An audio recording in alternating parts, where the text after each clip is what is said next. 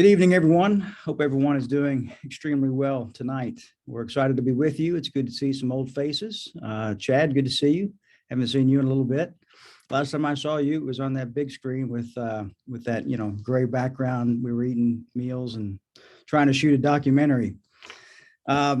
Brothers, it's great to be with you. This is our 18th episode in the series 21st Century Conversations on Freemasonry. This is our 37th episode since we started this virtual education in 2020. As we all know, to be a brother within our Masonic fraternity is a privilege. It's an honor. It takes hard work and dedication. Let us be mindful to utilize the tools provided to us in our education this evening to help us better understand ourselves and to achieve further light in Masonry, which we all come here to do. For those of you who are returning visitors to our education, we thank you for coming back. For those of you who are joining us for the first time, we welcome you and hopefully you enjoy it and want to come back a second time. Quick promo, just want to let everyone know that we are very happy and proud to announce that the Masonic Table documentary is now officially available and streaming on Amazon Prime.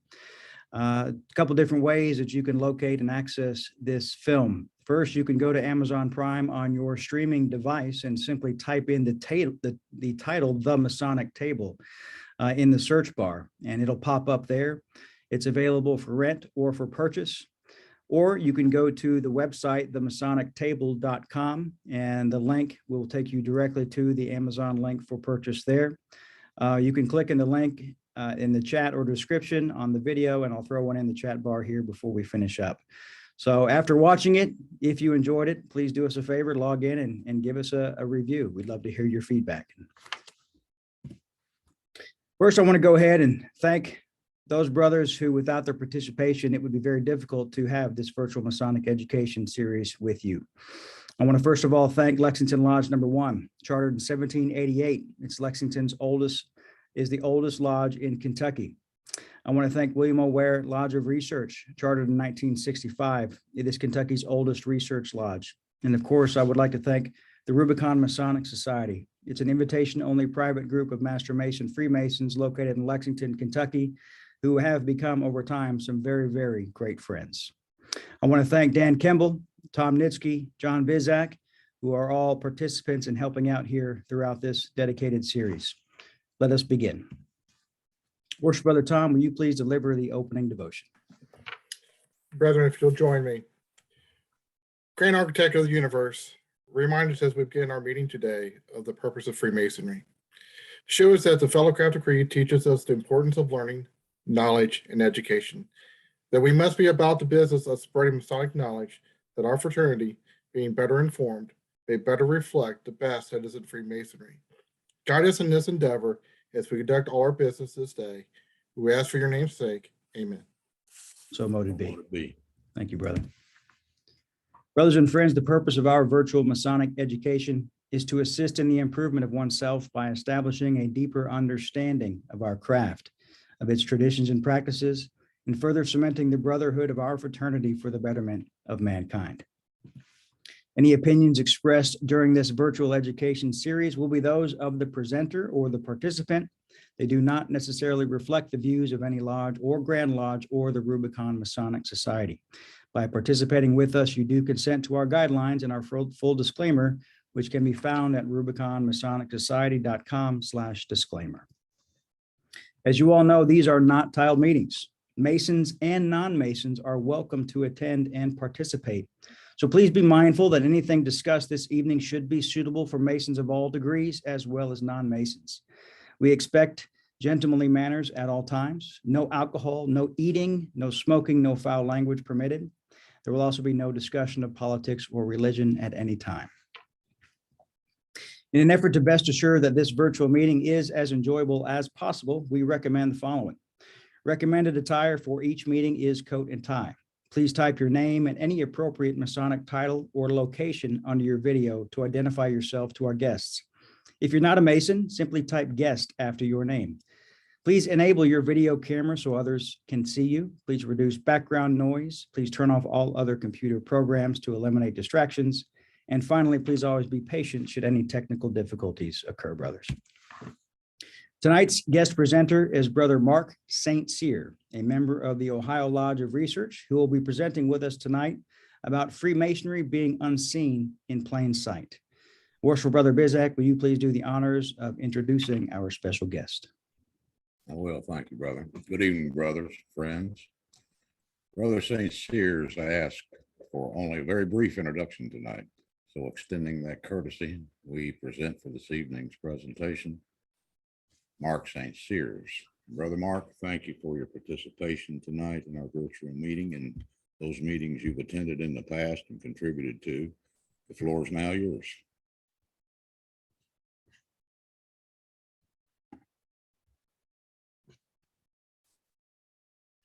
Thank you, Bishop Obazek. All right, so I guess what we're going to do first is make sure we'll go through the prerequisite. Is this thing on working type thing? Let's see. Brother Mark, you are free to share your screen anytime. Share my screen.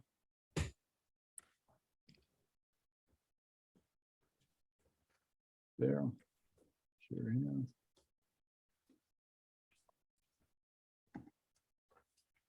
Hold on one second. It's asking me to do something it's never asked me to do before because I just replaced this. No problem. Take your time. Oh, this is one of those things where you just buy a brand new computer. Yeah, they give you a lot of those updates to go through.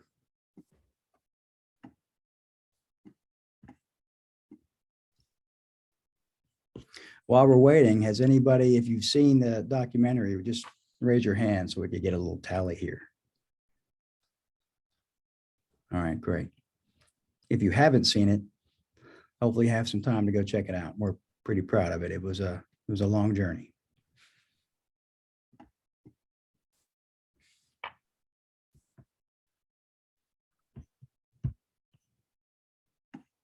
There we go. Are you seeing my screen? Yes. You do see this? Okay. Yep.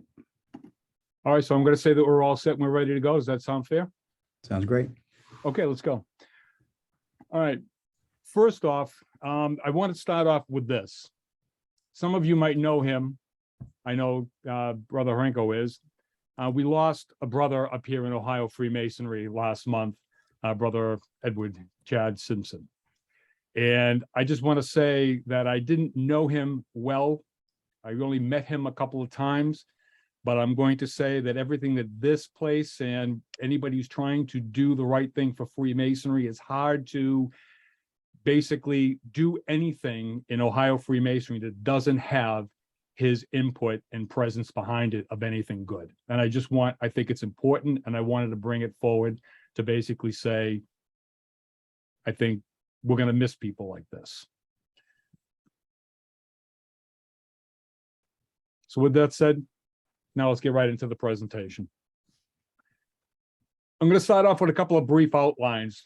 Basically, we're going to touch on three distinct areas. Now, the first is going to be a broad observational question perspective.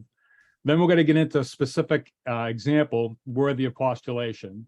And the third, we're going to get into a few more broader observations with general questions for the craft. And finally, if time allotting, we'll get into some Q&A. Now, usually I don't do text to read from as far as these types of presentations, kind of give a feel for it rather than an open presentation. So there'll be a lot of words, but there's nothing that I'm not going to put up here that you have to read. I'll pretty much state it. So first, a disclaimer: the views, assumptions, assertions, conclusions, postulation, and any other ism is the view of the presenter. It isn't endorsed by any Grand Lodge, Lodge of Research, or any other Masonic society. And then the addendum: please refrain from all jeering, howling, and gnashing of teeth or smashing your screens until after the presentation. I thank you in advance. Let's begin with a troubling question. It's a two-part question. It's regarding symbolism and meaning. First, the true symbolic meaning. Is anyone even looking anymore? And the second, which may be worse, does anyone really care? However, there's another question in all of this which is conducive to answering those two. Just how relevant is any research lodge or other forum such as this going to be in discovering those answers? My belief is invaluable. However, just like the two-pronged question prior, this one-word answer also has two sides. Yes, it can lead the way for Freemasonry's resurgence and growth through meaning, but with this caveat: if it's brave enough to accept the challenge. Now, currently forums such as this are making a true difference. However, let's not kid ourselves. Taken together with the surging venues such as Masonic cons, podcasts, and more, cumulatively, they're the equivalent of a candlelight on the open sea. But yet that shouldn't be taken as an insult. It should be actually taken as something worthy. And the reason for it is this: science is now calculating and proving out what the mystics had argued since time immemorial. But the grand architect of the universe created what we're trying to understand with a mere spark into nothingness, known as the singularity. So even though this is very small at first, it'll grow if we stay with it. But there is a larger question. What if that needs to be addressed before one begins? And that's this, and this is one that I don't hear often enough. What if there's an inherent impediment in all of this which can diminish the returns before one even begins? In other words, what if the perceived requirement for Masonic credentials or scholarly interpretation is hurting rather than helping the craft explain the craft to the craft? Hogwash, you say. I understand, and fair enough. So let's explore that premise. And this is where we're going to get into breaking it down into a couple of different sections. So since most of us are brothers here, I want to start it off with a sister. And this sister, some of you may know, is Sister Wendy Beckett. And Sister Wendy Beckett changed my life in the, let's just say, the interpretation of art or anything made by an artist. And this falls directly into symbolism, and we're going to get into this as we go along. Because I want to paraphrase Sister Beckett. This is basically what she said when I was much younger, that just captivated me. And I couldn't find the exact quote, but I remember it pretty much to paraphrase. There is not a brushstroke, a dab of color, a positioning of a person or an object contained within or left out that has not been meticulously thought through. Every painting is telling a story for the viewer to, I just got to do one thing. This is bothering me. If I can move it. I can't. My screen is just covering up one piece of the thing. But in other words, it's intent for the viewer from the artist. It's not unpurposeful. And yet, are we inferring correctly today? So a big question today, hanging directly in front of us all, are not just are we inferring rightly or wrongly, but are we even looking? This is a very, very big question, and I'm going to explain this and get into this throughout this discussion. Most of us know, and if we don't, we're probably not of age.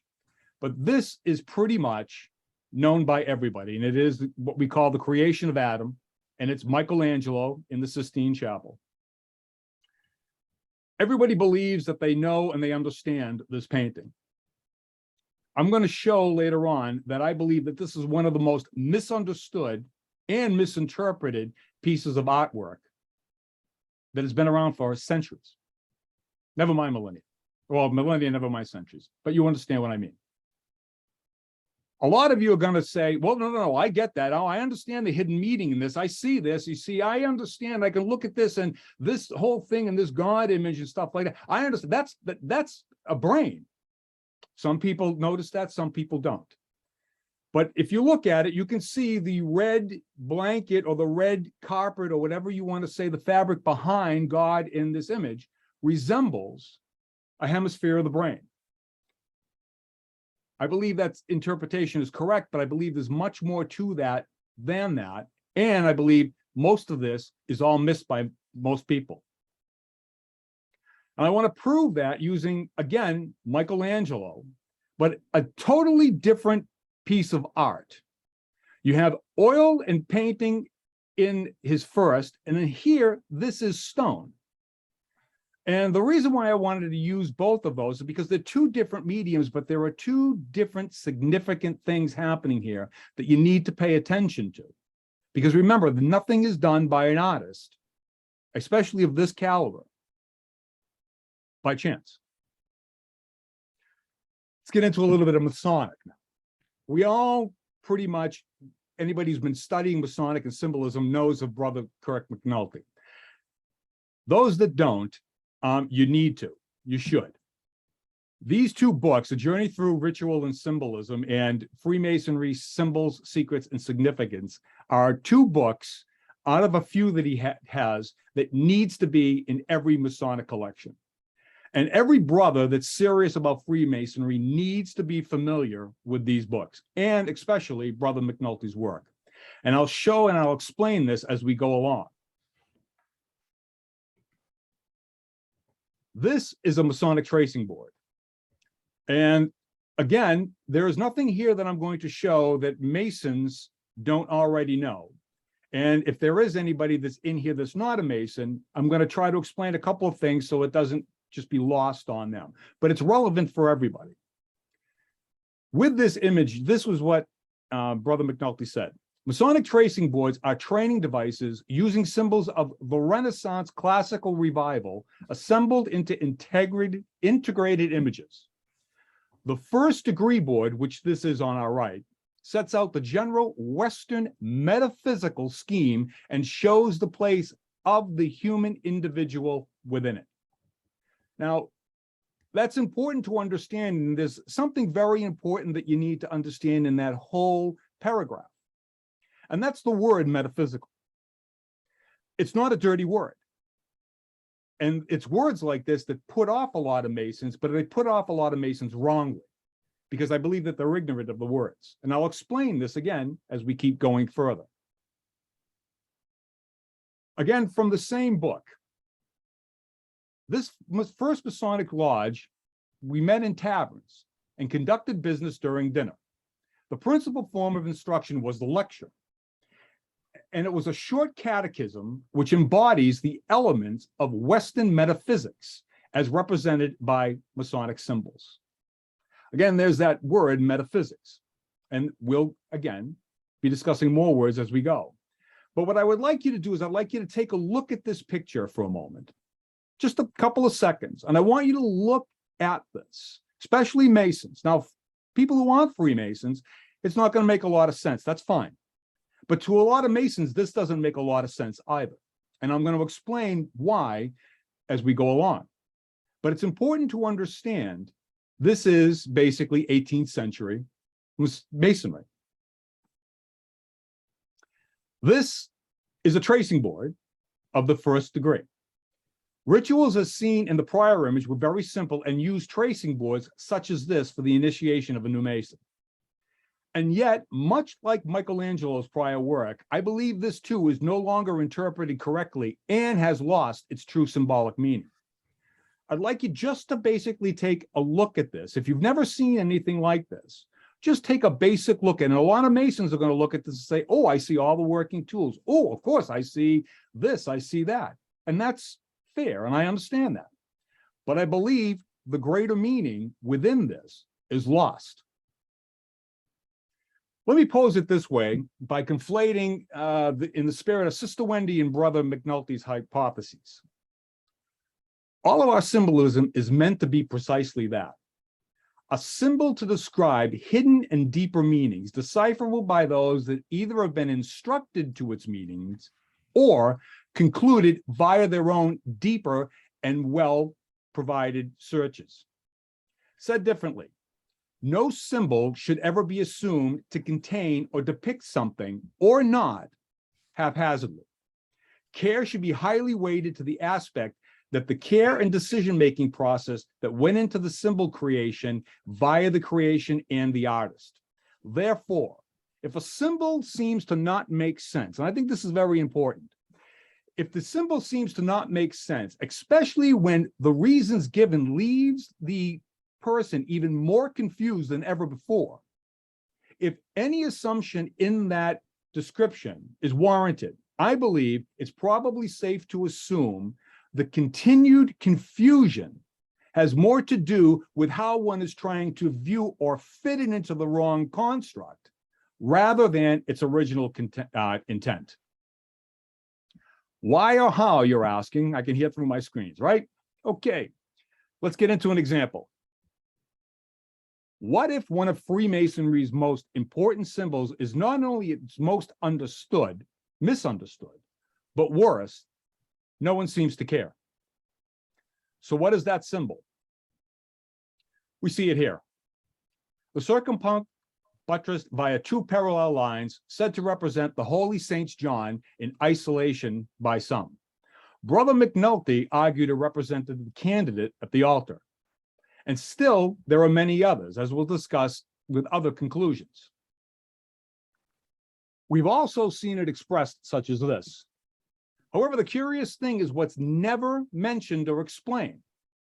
In other words, it's professed to represent the Holy Saint John in isolation. But if that's so, then why the Bible or volume of sacred law? Is it simply to imply or remind us that these two are holy men? Speaking of holy men, Brother Morris and Brother Chris Hodow, of course, need no introduction. And of course, I'm having some fun. But what I'm going to discuss about these two gentlemen is not anything to laugh at. These two men that understand and do scholarly research, yet their most widely read and famous books are titled what? Again, maybe a better question is why? An eye-popping moment for me. Happened right here. Episode 3, Thoughts of an Accidental Publisher. For those of you that were here, you're going to remember this, but for those that not, Brother Morris did a presentation. And he too brought up this symbol.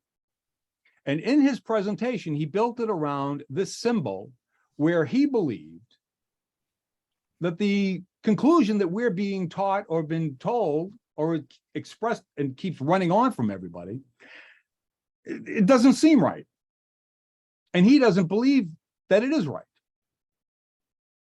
And he went on to explain that that symbol, based on a paper that he had read, concluded and kind of fit in with what he was thinking with his background, not Masonic background, but his background as a PhD mathematician.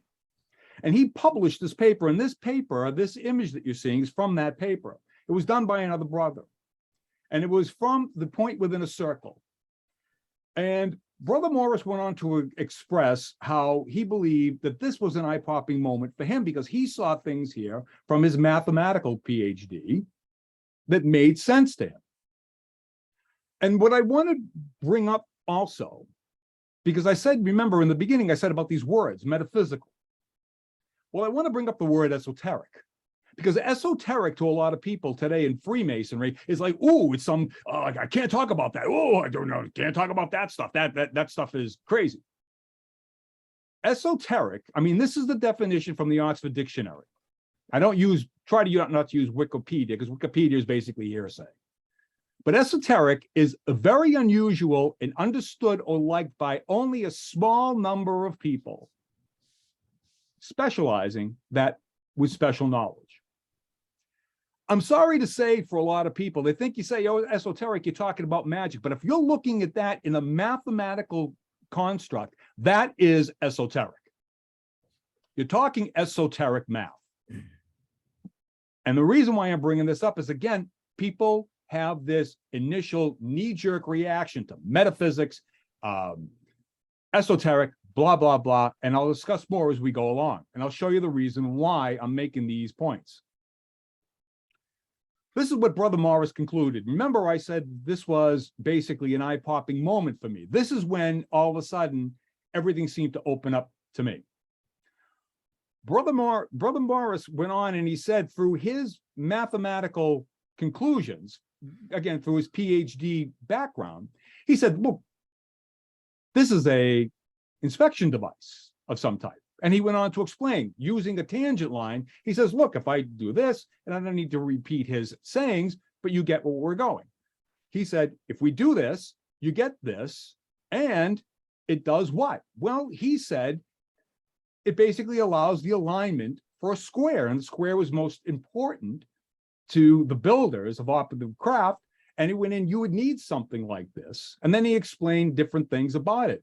And I agreed and I concurred with all of them. However, as I said, that eye-popping moment, I didn't think that was it. Let's go back to the beginning. We see it can already imply several different interpretations, such as we've discussed, Brother McNulty argued it symbolically represented the candidate at the altar. Some reflexively argue it simply represents the Holy Saints John in isolation. And Brother Morris has argued it's a mere inspection device for the operative craft. Maybe it's a bit of all of them. Sounds crazy, but let's take a look. Remember Brother Morris's observation? Again, if we take and we draw a straight line across the top of the circle, known as the tangent line, regardless of a tilt, again, you could do this regardless of the tilt, you get two parallel lines, and then something geometrically extraordinary takes place, which is this. This now allows for the precise placement points as to connect the center dot and each of the crossing points, which creates a perfect right angle. Why is this important? Well, again, as I said prior, as he articulated, he believed it was used in the operative craft mason, basically of high status, master mason, whatever, as an inspection device to verify an alignment of a square. But again, the reason why it was important when he was bringing this up is he also said it classifies as secret knowledge. And what did he mean by that? And this is part of also where I am going to. What do you mean secret knowledge? Well, he basically said, if you took that inspection device, which was the original circumpunct and the representation without the tangent line, well, you draw it on some type of a table, draw it on the ground, whatever the case is, with charcoal or whatever. Person comes in with their square, you put the square down, you check it, you give it to him, says, oh yeah, it's fine, or oh no, it's not right. And then everybody leaves, and in the back, you go out back where you did this, and then you either brush it with your hand or you scrape it with your foot, and it disappears. And only you know how to do this. So it's secret knowledge. Only you as a master or whatever else. Everybody else has to bring their square to you. I believe he's correct. But it also has much more than that to both the operative and speculative. And here's why. Using Brother McNulty's conclusion that indeed our system of symbols may very well be the candidate at the altar, what would that look like using the same basic representation if we could now not only form a square, but via a square, make something level? How about this? And if so, what would that imply if true? Maybe it's here. And if this is possible, then the next question would be, why would our craft founders pick such a symbol? Was it just pure chance because it was used by the operative craft? I don't believe so. So we'll dig further.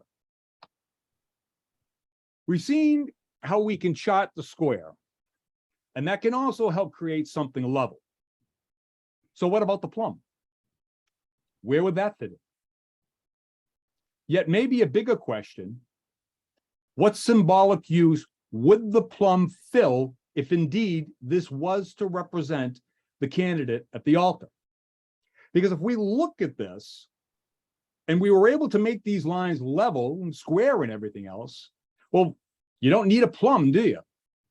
Plumb would just be redundant to make the lines on the side if you can make this with a square. So where are we going with this? I propose here. Because once you do this, And you take the plumb line and you basically run a plumb line from the, let's just call it the all-seeing eye, which we both know is deity, which is God, however you want to classify it. And we take the original symbol and we say that it's the candidate at the altar, and the circumpunct being the center point. Well, the plumb does what? It makes you in perfect alignment at the altar before and under God. And it's also funny that it also creates three things that we hold as Masons sacred, being both plumb, level, and square. And where is that more important than right where I am saying that it possibly is implying? We've all seen the 47 problems of Euclid, right?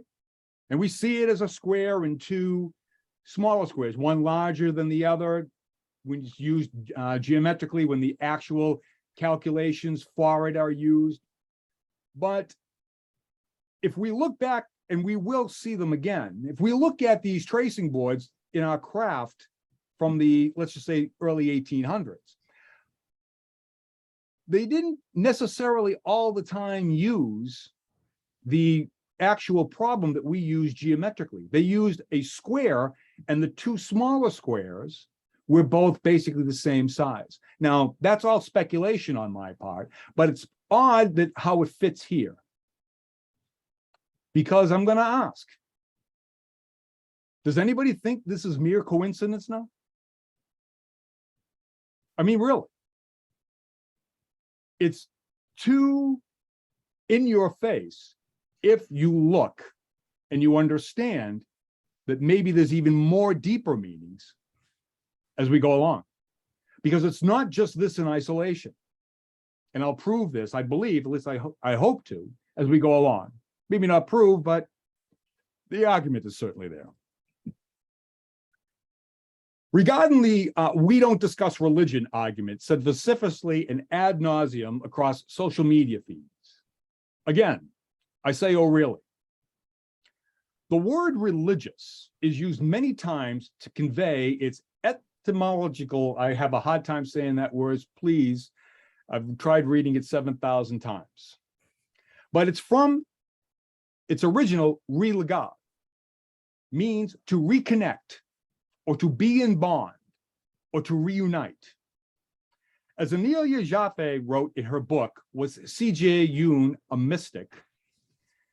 Individuation must be understood in religious language as, I cannot read, you'll have to read that last part yourself. Again, I can't see my last words. The godly in the human as the fulfilling of the godly mission. The conscious experience of life becomes a religious experience and may just as well say a mystical experience. And the reason why I'm saying this is because everybody talks about, well, we don't discuss religion, but they have no understanding what we're actually discussing. No, we don't discuss religion and politics as people knee-jerkingly think about religion and politics. But everything we basically do is based in religion, whether we want to admit it or not. I'll explain as we go along. Again, from Encyclopedia Britannica, you can read about religion, because I can't see on that right side, I'm going to be cut off from the words. But basically, religion is about something holy, sacred, absolute, your reconnection, reverence, the ultimate concern of life, your place in it, death. Same thing with metaphysics.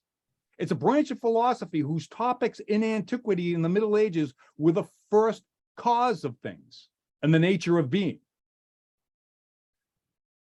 I'm sorry to tell a lot of people, but this is what we do every day we go walk into a lodge. We do this in different variations. And I'll explain as we go along. But these aren't dirty words. We've created them into dirty words because we don't know how to defend them. That's what I believe. Back to our earlier tracing board. Because this is where I'm going to start to prove this is what we do, because this is Masonic. Does anyone stop to wonder why the blazing star that represents deity is where it is in this drawing? Remember I said to look at this drawing prior. Now look at where exactly the blazing star is. Does anyone think that that's there for chance? And it's funny how it's in that center, precisely where. But that's not the only thing that's going on in that tracing board that I believe is lost. And again, as we get into it. Again, from the earlier pictures. Do you notice anything here? Look at it for a moment. You'll see a lot of things that everybody who's a Mason understands. But I think a lot in this picture is lost on a lot of Masons. First off, if you look down here, if you notice, our symbol that we've been discussing is right there. But you'll also notice that it's off to the side, the circumpunct.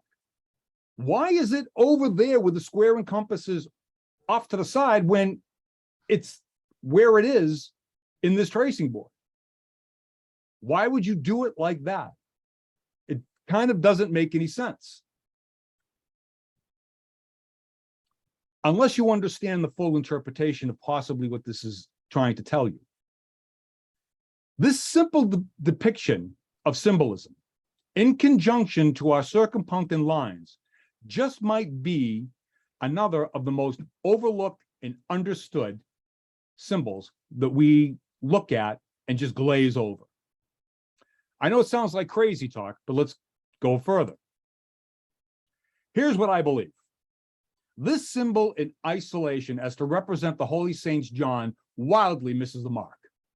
And yet, that's the way far too many are not only left to conclude, but rather they're being instructed. Remember what caused my eye-popping moment? It was Brother Morris's PhD mathematician observation, not as Masonic. Let me express why this is important and should be not glossed over. It's because the why question is far more important than the what. Let's look again. Both of these pictures we've seen. What I want you to understand and why I'm expressing not the what, because everybody who's a Mason can understand the what that's going on here. Oh, well, they're doing our degree work and they're doing this and oh, they're doing this and this is what and this is that. That's misses the whole point. Why are they doing it? Why is everybody in that picture positioned the way that they are? Why is that in that tracing board? Why is that what's going on here? Because remember, these were not only radical and or heretical thoughts. These were dangerous to one's life. Lest we forget, this was still an active part of that time period. The Spanish Inquisition, 1478 to 1834. If you want to take our recent founding in 1717 for horseshoes and hand grenades math, you are smack dab still in the middle section of the Spanish Inquisition. These aren't things that people are playing around with. These types of thoughts and things that these men are doing get you killed if you're lucky, tortured if you aren't. I believe the following is another sticking point when trying to discuss why the craft is having issues. I'm not trying to be insulting here. I'm trying to provoke thought. Far too many are trying to impress themselves and others with the what of processes we do in ritual, rather than why. So what does this all have to do with the craft, the research lodge, and other outlets like this in particular? Regarding the research lodge, the research lodge is the only freestanding, jurisdiction-wide, true Masonic entity that can offer multiple bodies of thought and observance simultaneously to the craft in a way unequaled by any lodge or body. In other words, the research lodge, we have a lot of things that we're doing in the craft, a lot of things that are happening in the craft. And some people want some of this, some people want some of that, some people don't want some of that. They want more of this, whatever the case may be. They don't get it in their lodge. But the research lodge is the only place where all of these thoughts, all of these arguments can be discussed for people either searching for whether or not they want to believe in it, they think it's worthwhile, or they want to read into it more to find out that it's complete hooey. And they can't do it in their own lodges. But the research lodge, unlike every place else, can attack this and more, unlike all of the other lodges. And it's a Masonic body. Very important. I am convinced both the research lodge as well as many in the up and coming Masonic societies such as this are in this uniquely poised position to provide the backbone of knowledge to those that quest for it. But here is why I digress a bit from many who basically sympathetically enforce or as a prerequisite Masonic research. Remember what I said at the beginning. It was Brother Morris's insight.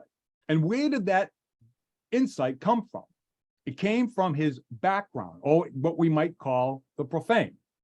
In other words, this started me, not because of Masonic, but because of what his mathematician PhD saw and he brought forth that sent me and opened me all of a sudden up like, oh, I sat there. Has anybody ever watched Transformers with the Wiki when all of a sudden one of the kid gets something and all of a sudden it's like downloaded into his brain? That's what I felt like. And where this all took me after he had said what he had said. And that's because I don't have a PhD, but I have the equivalent of that in business and entrepreneurship. And I'm here to say, using this image once more, does anyone think for one moment a person of power, as we like to call it, whether it be royalty or other, would allow themselves to both be blindfolded and divested without any of their security present?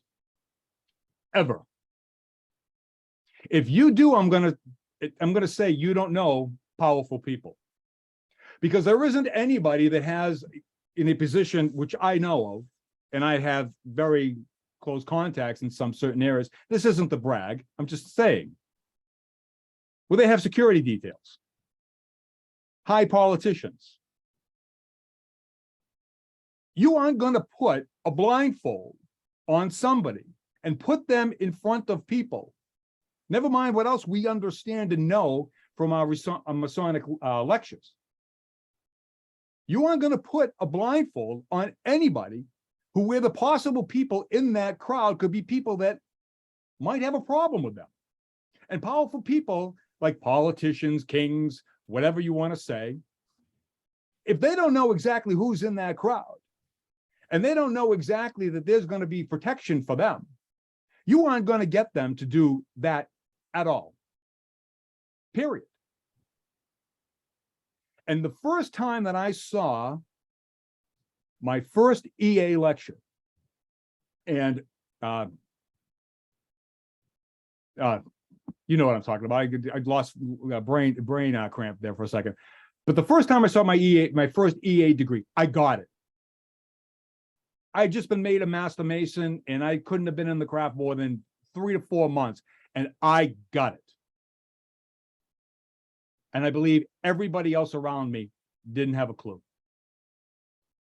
And I'm not saying this to try to make myself that I know something that nobody else. It's just my viewpoint that comes from both my business and my, again, what I have done in my prior life and what I still do now. This is why this stuff is so important. And most of us don't have any clue. And I could go on a lecture on just on this alone. But it's that important.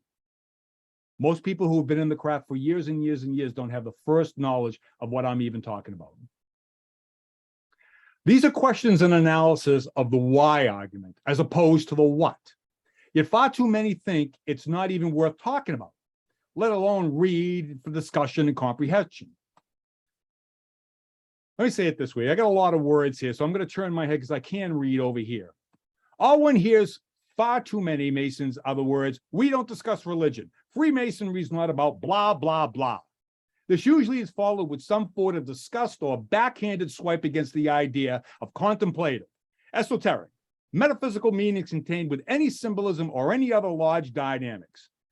And oh yeah, let's not forget the all-declarative SMIB that usually follows if it's on some social media platform. Personally, I'm not up to date on all these acronyms and emojis that the cool kids are using in their social media posts. But after reading a few, I can only conclude SMIB must be implying they're a simple-minded, ignorant bro. And I mean that. And they're expressing unrefined and unfounded Masonic viewpoints on social media for all to see. But that's just me. What I do know is this. Most are simply, categorically wrong. Freemasonry is primarily and singularly focused on both the religion and contemplation aspect, along with the metaphysical and esoteric, to the near exclusion of all else. In other words, it's not just concerned with any one faith or religion in particular, and for good reason. The problem is, it's just not understood by many. I want to use this picture to help bring this to the point across. I don't know if any of you knew this, but this is George Washington, who was a Mason. And this is a famous picture or depiction of George Washington at Valley Forge. And I want you to look at this because it's just a general, image search. George Washington kneeling. And you come up with this. But what I want you to do is I want you to not just focus on one, but look at the different depictions here. Some he has his head down.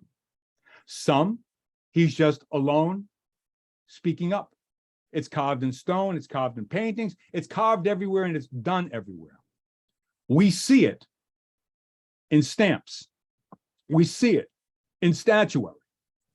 We see it and used to be on like the Saturday Evening Post before everything went to cancel culture on us today. But I'm going to ask you, does anybody think for a second that any of what you were watching or seeing in those images wasn't some form of Freemasonry? Do you not believe or think any of that is contemplative between himself and deity?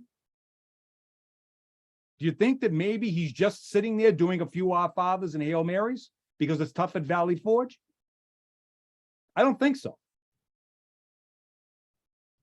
But again, the very real problem to many in the craft is simply they'd rather just jettison any idea of this. But I'm sorry, they have to get over it.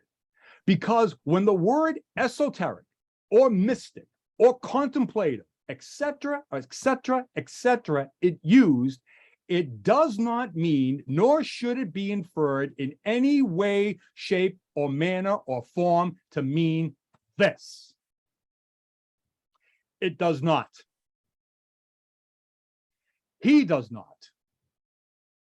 He and what he is doing is an abomination to the craft.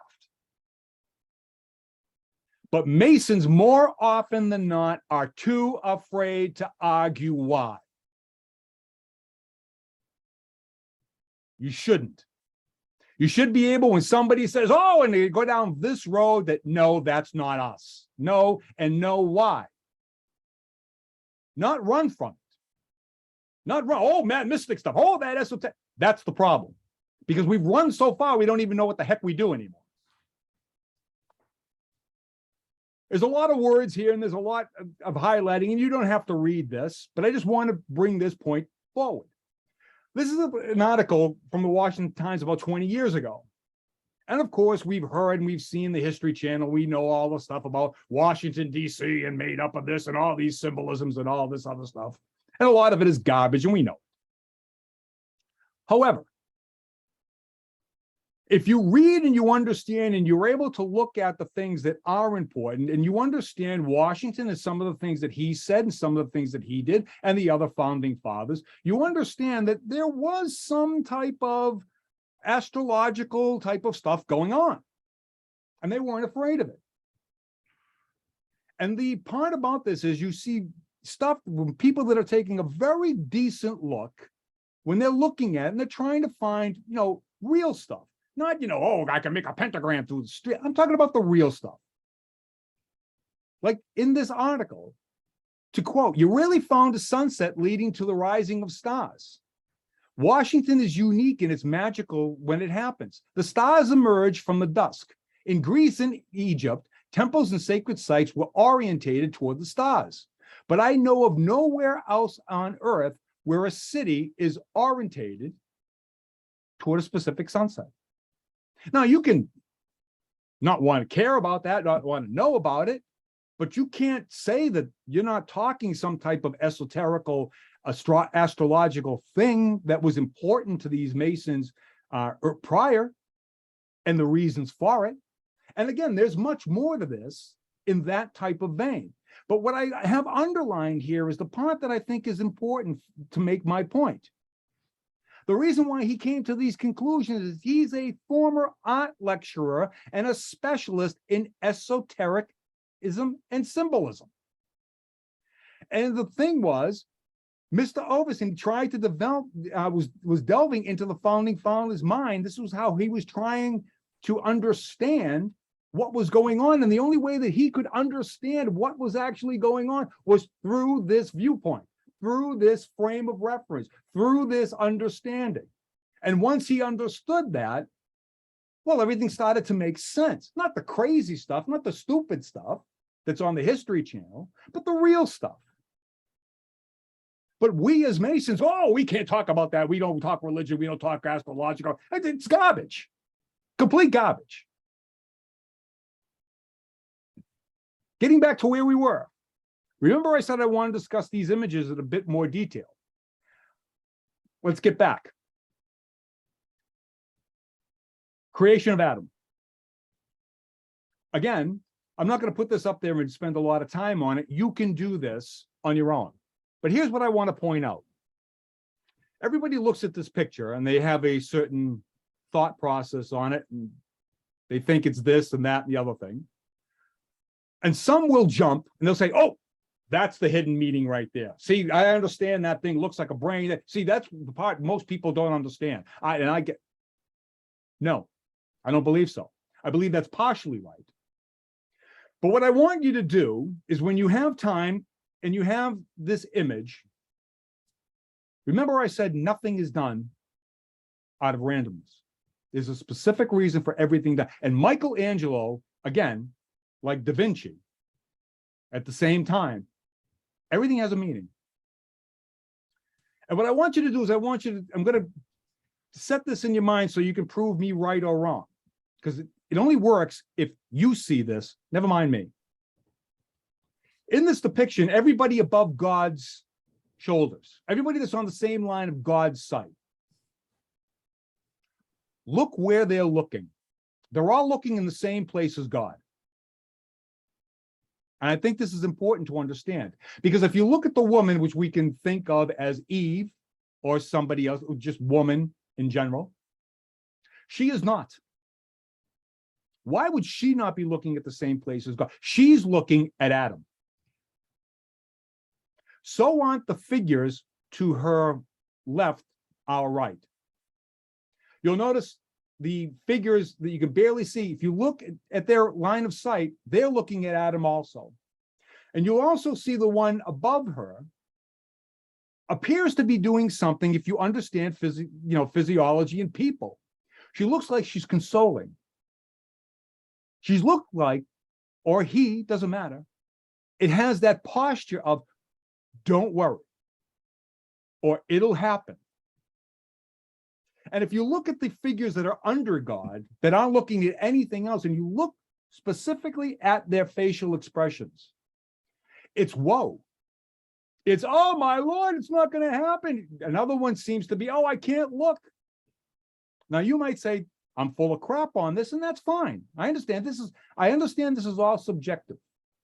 But it's important to understand, because if I'm correct, all of this has true symbolic meaning, and it's not what most people think.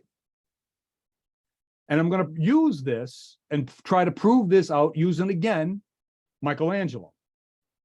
Everybody knows this sculpture, or pretty much, I think, is Moses, done by Michelangelo. Everybody looks and notices the pinky.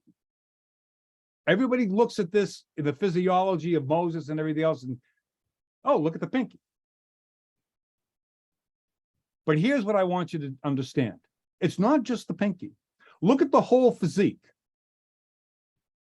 You cannot, and I know I've tried, and you should do it to prove me wrong. If you look at this physique is not just of a muscular man sitting there in just a normal seating position. You cannot get that muscle structure. You cannot get the arms, the hand positions, the forearms, or anything else to do what is being done in that pose unless it's under extreme tension. In other words, you gotta be there and you gotta really tense up. Because if you look at the muscles, they're not muscles in relax. They're muscles of pure tension, which I believe is also telling something. Now, that's a deeper meaning and going on in different things, but I want to prove my point, because proving the point in whether or not something like I'm saying is true or not needs more proof. And it's there. This goes unnoticed by most people. And I'll show you why. But see where that arrow is pointing? That is the extensor digiti minimi muscle. It is in the forearm. It is a superficial muscle. And if you look where I've highlighted it up top, that's the basic diagram of where it is. And the summary of this muscle, as you can see at the bottom, is tendon or extensor digitorum muscle for the 5th digit, which is the pinky. What I'm saying to you is, you can go pose in the bathroom or pose in front of your mirror, and you cannot get that muscle to show unless you go under extreme tension. You have to do that arm position and that hand position in extreme tension, or it doesn't show. It's just that simple. And it's important to understand that, because that's a detail that was, again, people like Da Vinci and Michelangelo lived in a time that you could not do autopsy or look at the physiology of the human body. It was against the religion. But you'll notice that, again, Michelangelo is pointing it out. And you can't do that, and it doesn't show unless it is done that way. And we're talking about stone. Doing something like this and making this type of detail in stone is absolutely an intent, or else it's not done. Example, this is an etching of the same thing. People who do etchings are very, very cognizant of what they're doing. Take great pride in their work. And you'll notice he's muscular too, but not the way Michelangelo's is. And if you'll notice in the same thing, yes, the pinky is depicted as being extended, but not the forearms. Not like Michelangelo's. On the left-hand side, or right to us, yes, there's a little bit of muscular there, but not the depiction that is vividly right there in Michelangelo's and is not shown in this engraving on the other side, where it should have been. Why do I say this? Again, I say that this is a misinterpreted painting. And it's because of this. I just showed you and I told you about Michelangelo and Moses and the complete tension. Look at Adam. Adam is muscular. He's supposed to be. He's supposed to be the perfect man, right? Depicted as the perfect man. But what I want you to notice is I want you to notice his position. And if you look at his muscles, that position of a person of, let's just say, that stature, that would be the basic muscular position and the way the muscles would look for that position. But it's the hand that's the most important. As I said to you about the Moses statue, this picture of Adam, if you look and you try to replicate that position with that arm and that hand, if you put your arm out and you try to do and have your position exactly like Adam, you cannot do it without absolute full relaxation, no intention, completely limp. If you put your hand in the same manner that Adam has his, your hand falls with no tension, just basically dead to the world in the exact position that Adam's is. If you notice, God's, his finger is sticking out. It's not hyperextended, but it has intention. So what am I saying with all of this? Well, I'm saying they say this is the creation of Adam. I don't think it's the creation of Adam at all. Adam is already there. What's to be created? God doesn't have to create Adam. He's already done it. It's right there. So what is this picture all about? I believe it's showing you the laziness of man to touch God. It's God creating Adam's consciousness. And man is so lazy not to reach out to God that even when God is that close and trying, man is still that lazy. I think that's what it's showing. Am I right? I have no idea. But prove me wrong. This is where I like other people to go through it themselves. So sticking with the theme of this presentation and what we discussed so far, I ask, does anyone see the why in something we looked at prior rather than the what? Again, going through this, the why is because if you can get people of power to do this type of thing, well, don't forget what else is happening at this time. You have commerce, you have trade, you have people in different places, you have people who are never going to be able to sit down with each other and understand who's who and what's what. But if you have people of this caliber, again, entrepreneurs, upperclassmen, whatever the case may be, and this isn't saying that Masonry is and has to be of this. I'm saying why it was created in the first place and what it was doing. Because lest we forget again, this was of the period. So there's intent in everything here. It's not just a bunch of guys going, hey, let's do a social club and have some beers. No. Again, concerning secrets, why does it make no sense to paint, write, or carve? We understand all this when we have written code books in our pocketbooks. Something doesn't make sense. And I believe, again, the reason for it is most people don't understand what this statement really means. One last point. Back to our sign. To paraphrase the great Frank Goshen, who's the original Riddler, riddle me this. How would you create the most working tools if you had no tools to begin with? Think about this very carefully.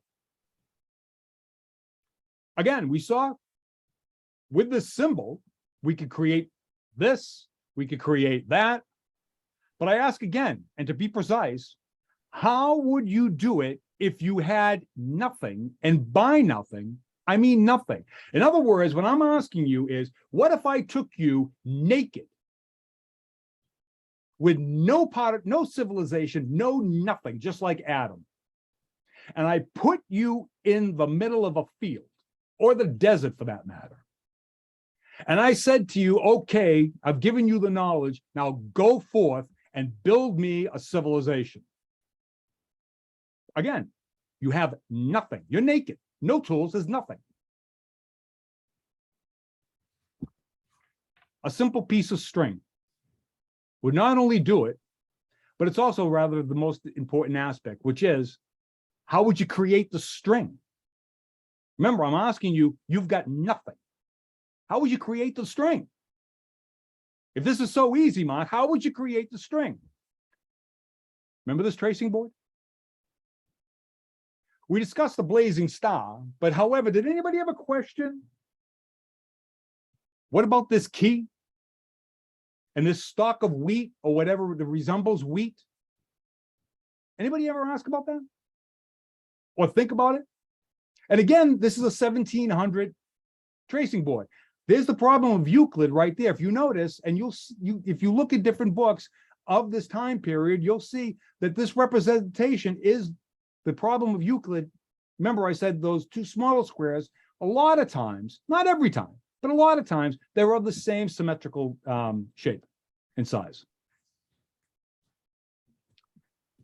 Again, looking at this, notice that that grain or that stalk of wheat is also pointing to that toolbox, or at least what we might interpret as a toolbox, to where all of our Masonic tools are, or to where the tools are that we will need to build and create everything.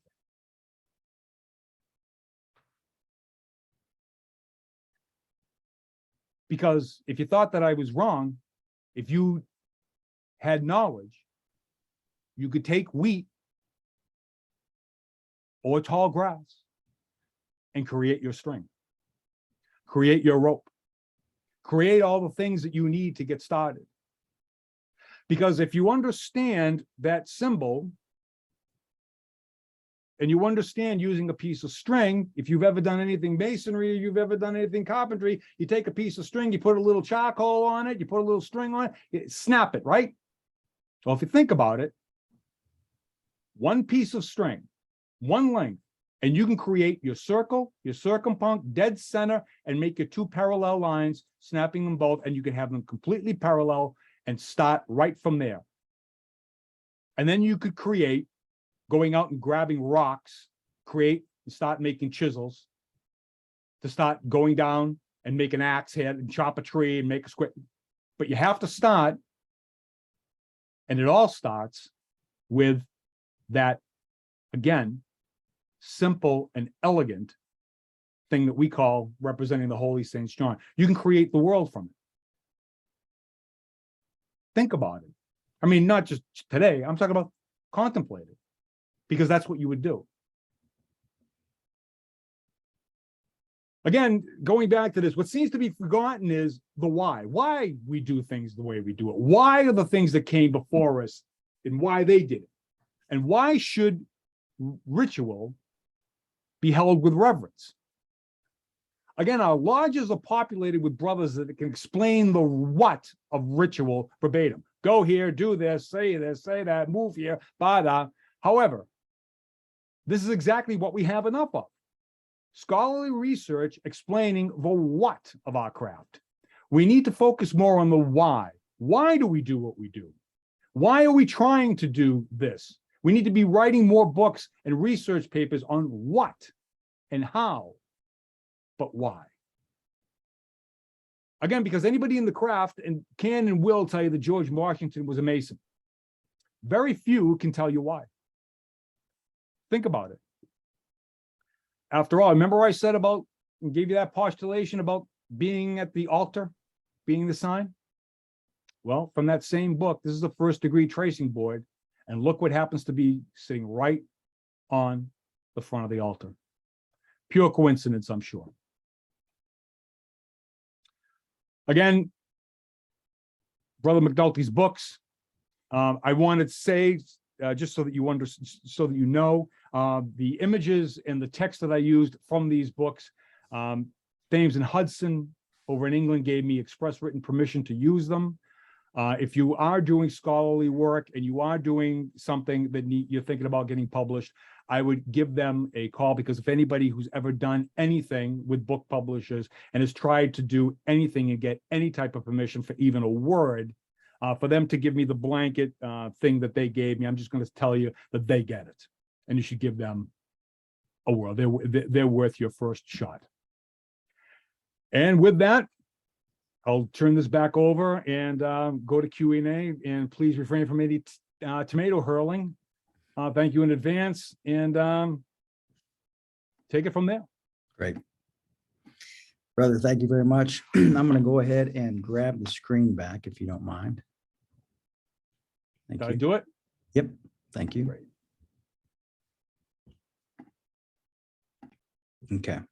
Did I go along? All set. No, you did great. So you're a very passionate man. I want to just start. Tell us a little bit more about yourself, your background, what led you to Freemasonry, and then this presentation. Help us understand more, your personal history, please. Sure. Well, for those that don't know it, basically, when it comes to business and finance and everything else, started off in my life, I grew up poor, my old hometown is basically known as a hellhole. And I'm not kidding. You type in my old hometown, type hellhole, and it'll come up.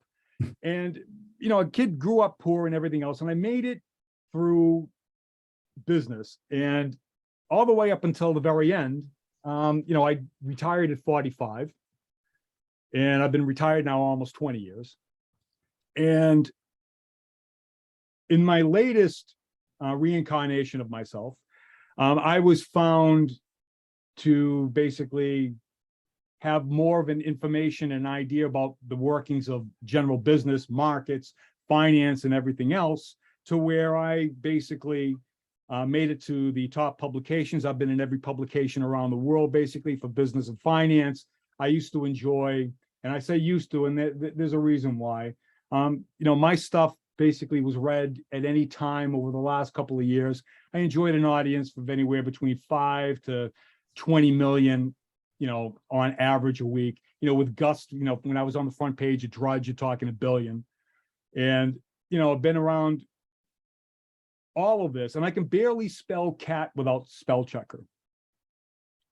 And I say this, and I'm saying this in this tense, because when you talk about passion, you talk about this and you talk about that, everybody in my life, all the way through, has basically said to me, you can't do this, you don't do this, you don't know this, you don't do this. And basically it has come to the conclusion, I'm the one who seems to know what I'm talking about. And I've had to fight and argue on these points my entire life. Then I found Masonry. In 2017, I had just basically gone through with Masonry, trying to join, and I didn't know what I was really getting into. And then Masonry, because of my background, Masonry at every turn that I have been involved with has done everything to make me go home and go, what in the world am I doing here? And every time I looked at something, every time I went here, I went there, I looked at this, I looked at that, my own lodge, talking to people and everything else.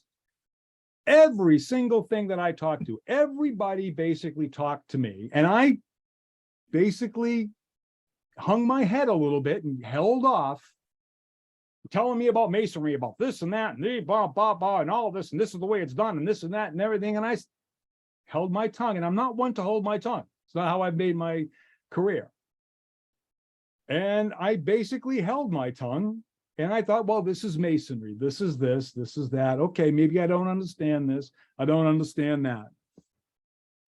And the more I got involved, and the more within the year, the more I said, these people don't have a clue.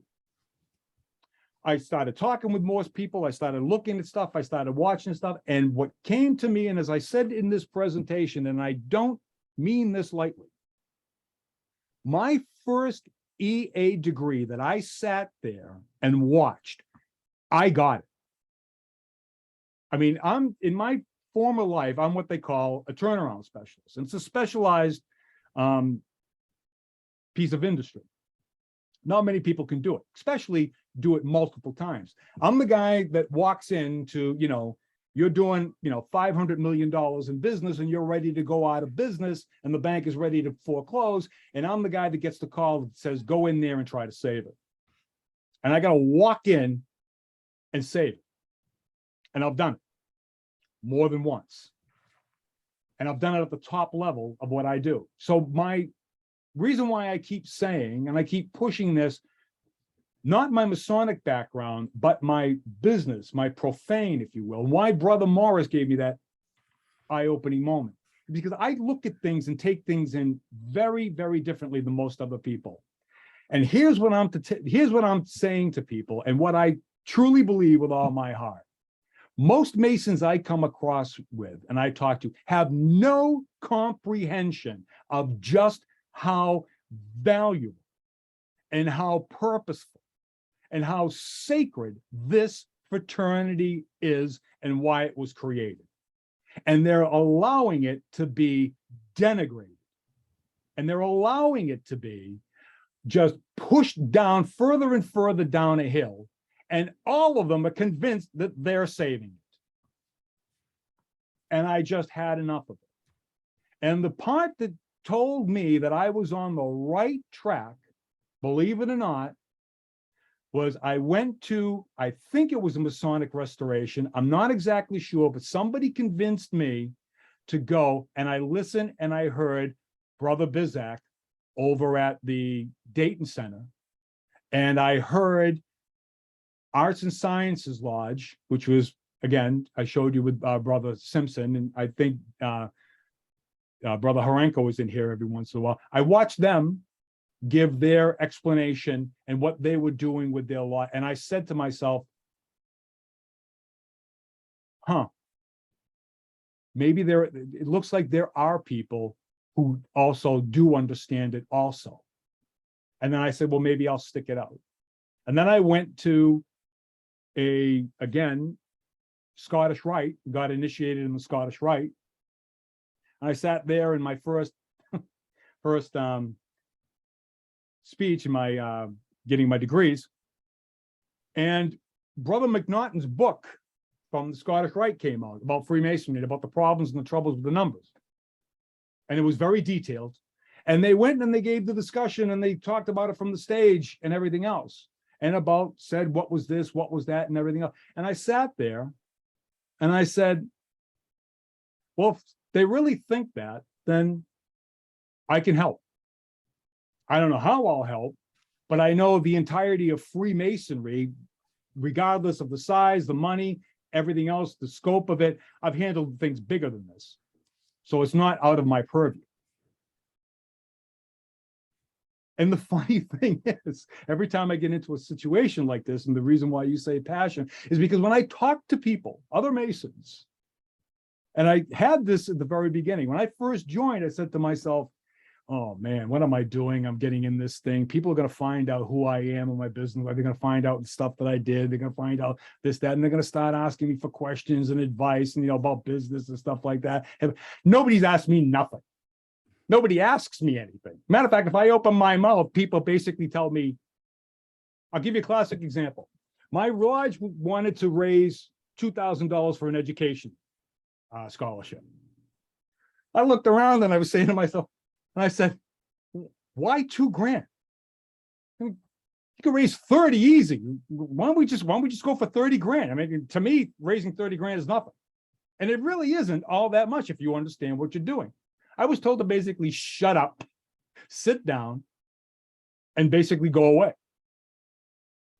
And it's been like that ever since. And I've been looking for places, again, like the research lodges, societies such as this. I'm active or, a facilitator in the Masonic Legacy Society. I'm very passionate about that. I'm in the Masonic Legacy Society. I mean, the regular Masonic Society, you know, just like most other brothers, but I'm passionate about that because, again, like this forum here, I think it's very, very important to understand that these are the places where everybody that's dying for this stuff, this is where it is. And it's going to be the way that everything changes back to the way that it should be. And I sometimes I'm like a wind-up doll. So I don't want to take up everybody's time. No, I appreciate your time and presentation here. And a couple of names were called out. Worship Brother Bizak, Worship Brother Hrinko. And I think I'd be curious to get your all's comments on a few of those items, as well as Research Lodge, you know, Jeriel, if you have some comments, Dan, Tom, regarding the Research Lodge connection. I think that'd be a good place to start. Daniel Hrinko, you want to go first, brother? And I know you made a couple comments here in the chat. Would you like to elaborate a little bit? Certainly. My comment I threw out there was, Brother St. Cyr, I'm glad that your program that Brother Simpson and I put together in Dayton to prove that if you dig for local talent with people who understand the potential for what Freemasonry can be had an impact on you and your passion, then I'm honored that we did the right thing. When you do something like that, you never know where those ripples are going to grow when you throw a pebble in a pond. So thank you for the shout out, because I never knew that what we did had that impact in you. So keep it up. When we look at esotericism, the generic idea is hidden meaning.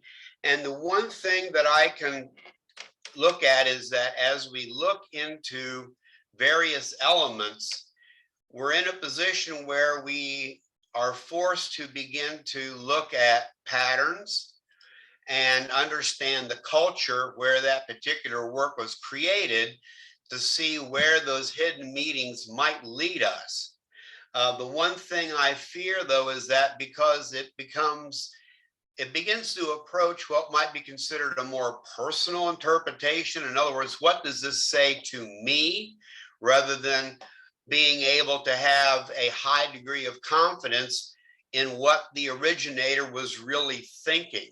And so there is an interest in looking at those hidden meanings and messages as it applies to us, which I think is incredibly valuable and incredibly important.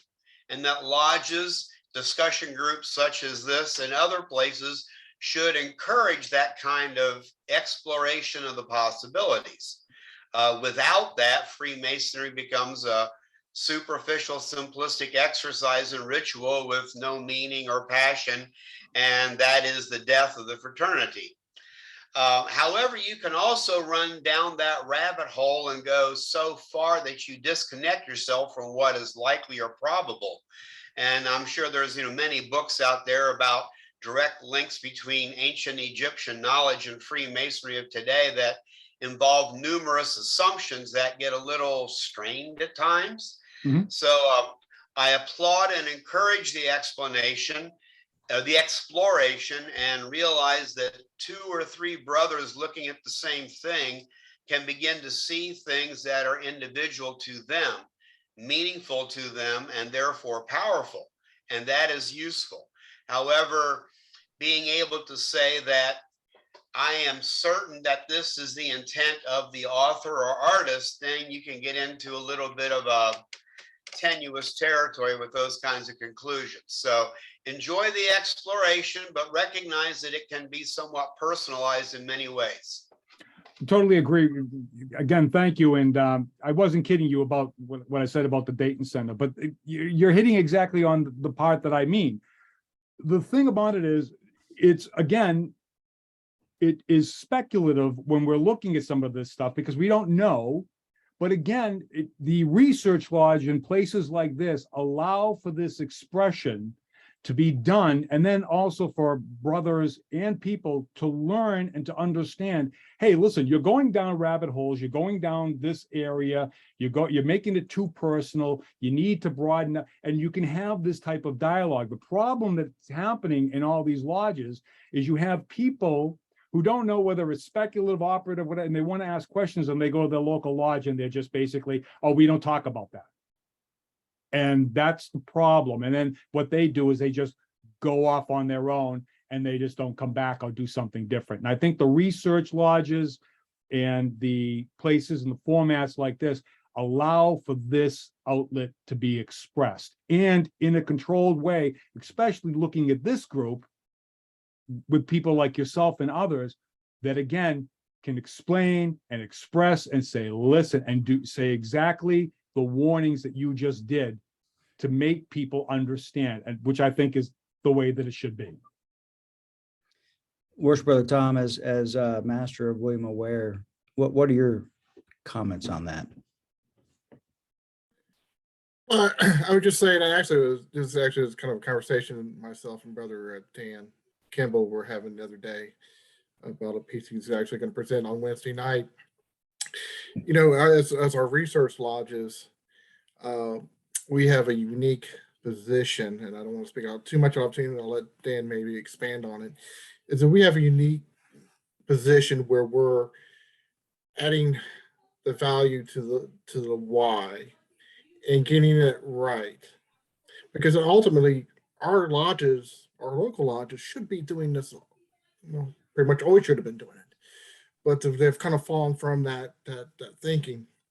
So we're more of a place where we can expound on these things and test these ideas, and then be leaders within a Masonic fraternity to turn it back over to the lodges so they can grow. So it's kind of where I'm thinking. And Brother Mark, great presentation, and some of the stuff that you actually mentioned, I was reading some other places.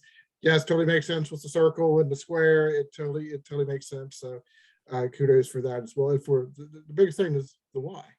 So I'll let Brother Dan expand on that as well. Thank you, Tom. Worship Brother Dan, you want to elaborate on that? Brother Mark, thank you for your presentation. It's very thought-provoking. You know, I don't think this is going to be a revelation to anyone who is part of this group this evening, but you know, essentially what we're discussing is a cultural struggle. And it's the culture of Freemasonry that we have all confronted in one way or another. And there is a predominant culture that really just doesn't have much interest in asking the question why. And I think that is completely contra to the spirit of Freemasonry. As Freemasons, we ought to be asking why. We're charged to ask the question why. I agree. When I hear a man use the phrase esoteric Freemasonry, I believe that man has uttered a redundancy. Esoteric Freemasonry is just Freemasonry. And I like the title of your presentation, Our Secrets, Such as They Are, Hidden in Plain Sight. And if you take the effort to ask the questions why and to look beyond the surface, it's not impossible to discern or determine what our secrets are. And of course, every man applies those in a different way to his individual life, but it's the search, it's the seeking that promotes growth and promotes our development as men. Our struggle is to create or revive a culture within Freemasonry that promotes the question, asking the question why. So when I hear presentations like yours this evening, which is really all about why, I come back to, I guess, a point where I would just suggest we need to hear more of that. So thank you for sharing your thoughts this evening. Well, thank you for inviting me. Thank you, Worship Brother. Worship Brother Bizak, your name was called out there, so you must have said something good. That presentation, I'm sure it was. Uh-oh. Mark, thank you for your presentation tonight. Very interesting. echo everything Dan said, of course, but I think we might consider too that research lodges, what do we go to research lodges for if it's not for research? Sure. It's for the exploration and the study of all aspects of Freemasonry. And unfortunately, that's what we lack in the rest of Freemasonry, because that's exactly what every regularly chartered lodge is charged to do too, is Correct. explore and study all aspects of Freemasonry. But Dan's point to the culture is where we might ask that question why too, and that why might lead us to the discovery for many Masons of just exactly how we move so far away from a philosophical institution to what we find ourselves in our condition today. But thank you very much again, Mark, for your presentation. Thank you, Brother Bizet. I do have a how to that question, and I believe it fits because it's not too much different than what happens in business. It's basically what has happened as the fraternity grew, just like any business grows. As it grows to a certain size and it gets to a certain culture, it gets to a point where the management class, now this isn't being said as a pejorative, but this is again from my background. What happens is the management class gets to take over. And what basically takes over is what I call the HR class. Now, again, if somebody's in HR here, again, I don't mean to be or saying this insulting, but what I'm saying is the issue that happens is everybody starts to become lawyer-like. Oh, we won't do this. Oh, you can't say that. Oh, they're talking about religion. Well, you know, if you open up religion, you're going to start getting, oh, you can't talk about, oh, don't talk about that. Oh, don't do this. Oh, don't open here. Don't open it. And what happens is the business becomes so HR, which has become so focused like a lawyer does. You basically wouldn't leave your house if you looked at all the laws and everything else that have been created after a while, and it just takes people and it completely stifles them. And what happens is the entrepreneurs, if you really take a look, and the reason why I showed from the original, and I said, looking at the way these first tracing boards and the table and who was around it and why. If you look at it, Freemasonry was entrepreneur based. Back in these days, you had to be basically a person of your own means, because that's just the way the culture was. And an entrepreneur looks at the world in a totally different way than anybody in the management class. Just the same way a ship's captain looks at a ship totally different than anybody else on the crew, even though they sail the same vessel. The captain is the captain. Usually nobody else can basically do what the captain does. And it's not what he does with his hands. It's what he does and what he knows and what he understands about the sea and everything else. Blah, blah, blah. And what has happened is because Masonry got the size that it did, the basically management class took over. If you look at any large company, that's dying, HP, IBM, all of these. Even Apple, I will say, and I've written about Apple and the culture that's going on there. It's not there. It's taken over by the management. We manage for the stock now. We do this, we do that. The innovation's basically gone. Now, this is a whole nother discussion that takes a long time to explain. But what I'm saying is Masonry is the same thing. What has happened in Masonry and happened within our structure is we're being run now by a management class. So the research lodge now is being run, and this is the reason why that I said what I said, by people who are in certain positions who have moved up the scale in certain ways, that are now with titles or in charge of things that they would have never been able to have in their basic regular life.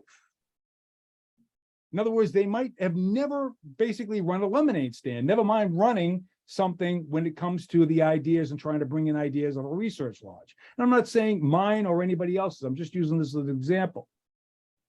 But what happens is, because of this, people start to stifle. Well, they don't have the Masonic credentials to be talking about that. They're not this, they're not that. We're, you know, are they a DDGM, you've been in the fraternity 17, 15? Sometimes that doesn't matter. Sometimes the best people to look through this stuff is from their profane. And there are a lot of people, and I've heard this from actual brothers who have told me and have said that they've turned in certain papers and were told by another brother that, yeah, he doesn't like that topic, so he doesn't want to look at it. And they threw it back at him, where he had to basically go around to somewhere else and finally get the paper approved. But it's because the fiefdoms become created. And to use Lexington Lodge No. 1, and I'm going to say this, and you've heard me quote it before, and I really mean it. When it comes to all this and the culture and everything else, to paraphrase Cameron Pro, when I heard him in your lodge say this, it stuck with me and it's stuck ever since. Because he was absolutely right. When he was talking about what you guys did at Lexington Lodge, he said when he had your meeting about the culture, you can come with us or not, but it doesn't matter. You're going to be dead. And I think those were the words, the exact words that he used to say, we're moving in this direction. When you guys were really taking over Lexington Lodge and pushing it. At least that's how I remember it from listening to his talk. His talk was one of those talks that made me go, huh, these guys get it. Because it's true. There is going to be a culture. There is going to be this thing that's going to fight you in every tooth and nail, because the management class does not want to leave. Nobody in the HR department ever wants to leave, and they're the last to go. And they always think they're going to be the last to go because they're the ones at the end that hand out the pink slips. But at some point, this culture that's holding everything firm, where it won't allow it to get back to its roots, basically is going to be gone. At some point, just nature is going to do its work. And just like you guys did at Lexington Lodge, we're going to basically, as Freemasonry as a culture, be there as this end of the fraternity goes off, and we have our broken columns, and we keep moving and move this direction back. And that's why this isn't a 1 year, 2 year, 3 year fix. This is now probably for the next 50 years. But we got to start somewhere, and we got to put our foot on the ground. And you guys in this place are one of those people, as far as I've been concluding, that are doing just that. And that's why I was proud to be able to present to you tonight. Well, thank you. And I think those comments are pretty spot on, honestly. Freemasonry has become for the good of the orderer instead of for the good of the order.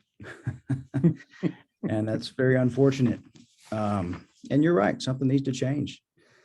I would also add to that, in my opinion, that I think this is probably the greatest and equally the worst time in history to be a Freemason. And I think that trend is going to continue on that path daily. And what I mean by that, and I could be wrong, but what I mean by that at this moment in my thought process is, if you go back in time, when Freemasonry was first organized in 1717 or anywhere around that time period, you know, there were very little distractions in life.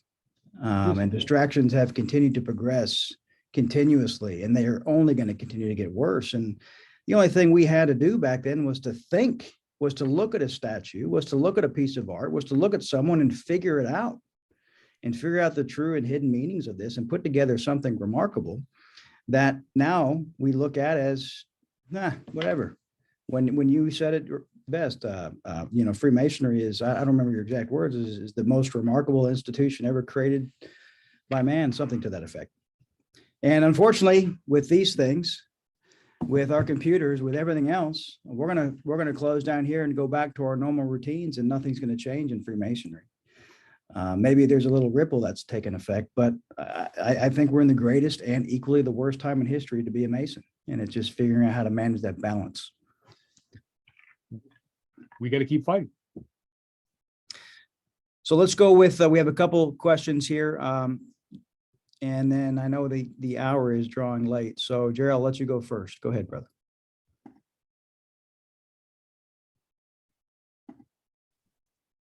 First had unmute. I agree with what's being said about the management part and the best of times and the worst of times. But one finds oneself being incarnated in the worst of times, you have to make the best of it. And the research lodge that I'm involved with, at a monthly magazine, we're continuously trying to connect Freemasonry to all of the wisdom teachings that have come down over the ages. They all teach very similar things. And the first principle of Hermeticism is know thyself. And that's the why. The reason that the publication of the rituals doesn't pierce the secrecy is as was referred to earlier. It's an experiential thing, and it puts you in a frame of mind within a brotherhood of men who are of similar mind to apply the symbols of Freemasonry to understand better who and what we are and what we are in the grander scheme of things. And so I think that those of us who can connect up with that, with observant Masonry, with contemplative Masonry, these symbols that we have, these are archetypes. What that means is that it has a real depth of meaning and a breadth of meaning. There isn't a single meaning. I don't know how many here saw last week the telecast that was done by the California Grand Lodge on Freemasonry and the spiritual path. But a Swedish brother that was there, who's really come to my attention lately, his name is Henrik Bogdan. I thought he made a pearl of an observation, and he said, when a symbol becomes limited to a single definition, it's now an emblem of that definition, no longer a symbol.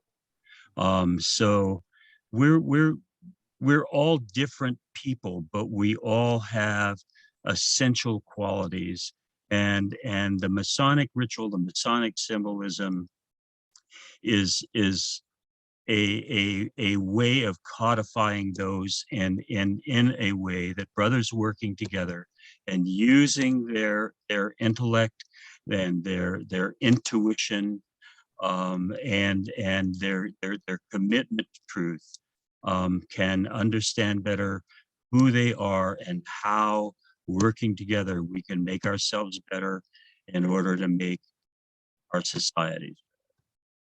That's my piece on it. Thank you. Before I forget, this needs to be said, and I want to make sure I say it, speaking of symbolism and everything else, I saw the Masonic table, and may I say that was fantastic. Bravo. Thank you, brother. Appreciate that comment very much. And I'll echo that as well. And it was all the further enriched by the fact that in 2019, I was at your lodge there in Kentucky, and saw that in action before. And my research lodge worked with you guys as well to help promote it. And you did an issue on it in the Fraternal Review. It's a great tradition, and the work that you guys have done on it, the finished product is gorgeous. It really is. Thank you, Worship Brother. Appreciate it. Well, I'll just say that I've seen it probably before it was launched approximately 117 times. So every time I watch it or think about watching it, I cringe. But we appreciate everyone's support very much. All right. At this point, let's move on with the evening. Mark, are there any final comments you want to make tonight? all I want to say is two things. I'm honored to be here. Thank you for inviting me, and special thanks again for to excuse me, right at the right time, Brother Dan, for making it possible. I truly appreciate it, Brother bet. Dan Campbell. Well, yeah, we're honored to have you as well. And it's you and other men like you that continue to jump on our educations and share your knowledge and experience that continue to make this worthwhile. So thank you. Any comments from Lexington Lodge 1, Rubicon, William Ware brothers? Or any other final comments before we proceed to close? Brother Brian, just to mention why I'm here, Ware Lodge of Research, our stated meeting is Wednesday night for anybody who's in the local area of Covington, Kentucky. Our meeting's at 7:30, and we'll be having our annual papers night. So we'll have several papers read tonight. And to Brother Mark, again, excellent presentation, and I truly say tonight, I think I am better because I was here tonight. A lot of contemplation to think about. So you did your job tonight, and I appreciate that. So Thank you very keep much. on doing what you're doing. Thank you. Thanks, Tom. Worship Brother Bizak, would you mind just give a brief outline or teaser about the upcoming festive board for anybody that is on here that may want to hear it? Sure. Brothers, we're sponsoring our 10th annual festive board in Lexington on August 26th. That's a Friday at Spindletop Hall. Brother Brent Morris will be our keynote speaker. It'll look a lot like what you see in the Masonic table, only without all the interviews. And we've had great success with this over the year. We've had as many as 88 people in that room. And we've hosted conferences and put them on and had the conferences involved. And they've evolved quite handsomely over the past decade. And if you would all have the opportunity to attend one of these, splendid time is guaranteed for all. And invitations will be going out to it sometime in about 2 weeks. So watch for that. Great. Everybody who's in this room and everybody who's ever attended one of these will receive that invitation. Great. Thanks, John. Yep, we would love to have you all. It'll be a great evening indeed. Brother Brian, do you want to tout the July 25 program in this Yeah. series? Yes, you're jumping the gun on me, brother, but I can do that. So July 25th, our presenter will be Steve Peterson. Steve is a brother of Lexington Lodge No. 1. He faded away a little bit, but came back recently in the past year or two, and he is a sitting officer at the moment. He gave a presentation at our last meeting, which I was unfortunately unable to be at, but he's a very heavily involved in music instruction in his past life and probably still current life. So he gave a presentation specifically on the history of music in Freemasonry on some level. So I think he's going to try to massage that presentation, which typically would be a 2-part presentation, into one for us. So I think it's going to be a great presentation at our next meeting, and I would strongly encourage you to attend if that is an interest to you. How did I do, Gerald? Was that good? You did great. Bruce, go ahead real quick. I just wanted to say thank you for giving Chad Simpson a nice kind of send off. I had the honor of him coming to Kilwinning Lodge in 2016 when we celebrated our 150th anniversary of the founding of our lodge. And he spoke and gave a lot of information about things that came and how Masonry used to be done. And it helped me to start to understand some things of why things have changed and that. So I'm glad that I had the privilege of meeting him at one point in my life. Yeah, same here. I mean, it's not only a great loss to his family and his lodge, but I think it's a great loss to the craft in general. Yeah. He was quite a figure. Yes. Thank you, Bruce, for sharing that. Appreciate it. Brothers, Rubicon is a 501c3. We would like for you to donate to us if you're interested. You can send your check there to Worship Brother Dan Kimball. We haven't talked about it too much, but I'm kind of got an itch now for exploring another Masonic documentary, and anything that is provided will certainly help go to that effort. So for those of you that have contributed in the past, thank you. Worship Brother Tom, would you please lead us in a closing devotional? Brethren, if you'll join me. Grand Architect of the universe, ruler of heaven and earth, now that we're about to separate and return to our respective places of abode, while W's be pleased so to influence our hearts and minds that we may, each one of us, practice his great moral duties which are inculcated in Freemasonry, and with reverence study and obey the laws which thou hast given us. Amen. So let it be. What it be? Thank you, brother. Brothers, thank you all for joining us. If anyone's interested that may not be here with us, feel free to invite them at rubiconmasonicsociety.com/RSVP. Our next meeting is July 25th, 7 p.m. We're going to depart this evening with a song written in 1960 called The Green Leaves of Summer. It was nominated for an Academy Award that year and awarded a Golden Globe for Best Original Score for the film The Alamo. The song is heard in the film on the last night before the Battle of the Alamo. And in the film, the actor of Davy Crockett is asked that night while he gazed at the thousands of Mexican soldiers what he was thinking. And his response was, "Not thinking, I'm just remembering." And then the song is played as the film shows the men of the Alamo as they reminisce on their lives, reflecting on their own mistakes, their faith, and their morality. And until next time, brothers, I would encourage you to think about those same thoughts here this evening. Have a great night.